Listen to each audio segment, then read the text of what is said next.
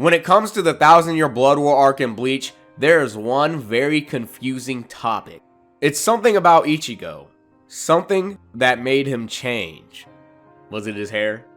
But before we get into that, please make sure to like this video and subscribe to the channel. Because thanks to you and your support, we can continue to make content just like this as much as possible. And if you want to go the extra mile, you can be sure to support us on Patreon. A link to that will be in the description and also will be pinned on a comment down below. But with that out of the way, this has been a topic of confusion for some people. Why, how, and what is the meaning behind Ichigo having two swords? To start off, in order to truly appreciate how Ichigo has two weapons, you'd have to understand how a sword is made. This is a very common concept, but the sword is an extension of the self. And that statement is a fact. Any warrior would sleep with their weapon and also imprint the very essence of their soul onto their sword. It would only be natural because they would live with their sword every single day, and by doing so, they would essentially let the sword take a part of their life. So it's not too far-fetched to think of the connection between the weapon and the user. Every single weapon in Bleach is different in its own unique way. If you were to look at Wabisuke and then look at Zabimaru, you would know from a glance that both weapons do not look, let alone operate, the same way. This is because each weapon is not only made to cater to its specific user, but to also allow freedom of expression with any type of weapon. You see, when you have any other lower level Shinigami wield a weapon, it looks like a basic katana, which would be known as an asachi.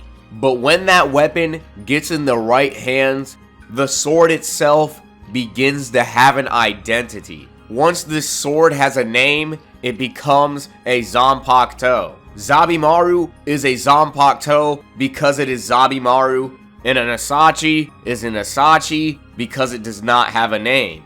A Zanpakuto has a name or an identity, while an asachi does not. With that being said, a sword would be a reflection of the self. When you take your sword and look directly into it, you will see a reflection of yourself within it. And that same sword can become and do anything as long as its user is up to its standards. In the right hands, a sword can become heavier, a sword can become longer, or it can cut through anything. And this is what separates the sword masters from the novices. Zabimaru in the hands of any other foot soldier Shinigami is completely different from being in the hands of Renji. When anyone else uses such a sword, it would just be any old weapon. It would be generic. But when Renji takes the weapon, it then becomes a whip sword. He can attack at different ranges, different angles, and do so much with the weapon that it becomes its own entity. Once again, the weapon is a reflection of its user. If you are a no-name samurai who amounts to nothing, your weapon will be just that, nothing. But if you are a master swordsman who has no limits, then your weapon will be able to do anything. Any master swordsman can take a generic katana and turn it into something great. And this same thing applies to Ichigo. When Ichigo's sword was broken, he was broken. Why did Ichigo look like he was in such pain? He went through a rough time as well. His Zanpakuto was broken, and he couldn't save anybody. He's probably tired. You don't have to worry about him. Now, why exactly does Ichigo have two swords? This would all be due to the two different entities living inside of him, which would be the hollow and Quincy sides that exist within Ichigo. This plays a huge role within Ichigo's character development because each side plays a part into having Ichigo truly understand himself. Ichigo is a human, a Soul Reaper, a Hollow, and a Quincy all at the same time. Yet the reason why Ichigo could not get his new Zanpakuto at first was because Ichigo did not know that he was part Quincy. He did not accept this part of his self, and therefore he was not able to truly wield his weapon and truly control his self. Again, this statement couldn't be more literal. Your sword is a reflection of yourself. You can see yourself reflecting inside of your sword. And Ichigo did not know who he was. So this is why he needed to understand that he was part Quincy before he could get his true Zanpakuto. Kubo even tells us this by saying the blade is me. If Ichigo doesn't know who he is, and he is his sword, it would be impossible for him to truly wield his weapon and use his own power if he does not know who he is. Could you really use your own power if you don't know who you are? You couldn't, and you wouldn't be using your own power if you did. And this is what happened with Ichigo, because this entire time he wasn't using his own power. He was using Yhwach's power, and this was all because he never truly knew who he was. Now, why does Ichigo have two swords? This is due to the fact that one sword signifies the hollow within him, and the other sword would be a symbol of the inner Quincy. And from using both swords, he would inevitably be using the powers of his hollow and Quincy sides that were inside of him. There's an exact reason as to why it's two swords and no longer one sword.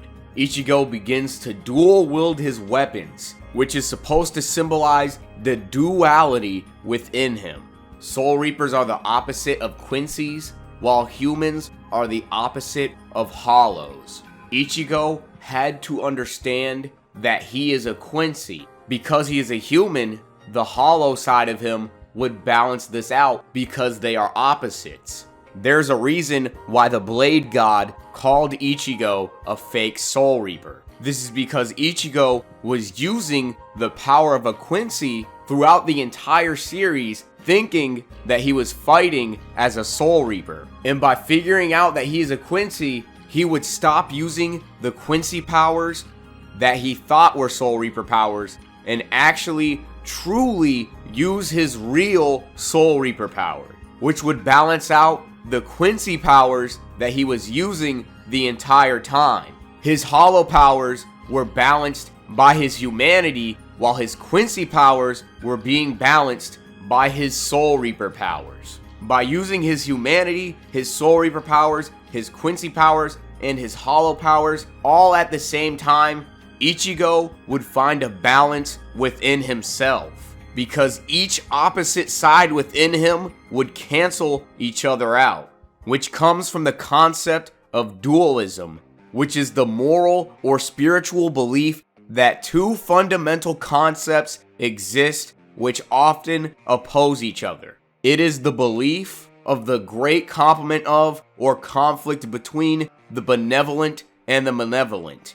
It simply implies that there are two moral opposites at work, and these opposites all exist within Ichigo, which is a meaning behind the yin-yang, with Ichigo's swords being representations of the yin and the yang, with Ichigo's white hollow form being the yin, while the black dot within that yin would be his inner Soul Reaper, while the black yang would represent his inner Quincy, while the small white circle would symbolize his humanity. And with all of these existing at once, Ichigo can live in harmony, with his swords being a symbol of dualism.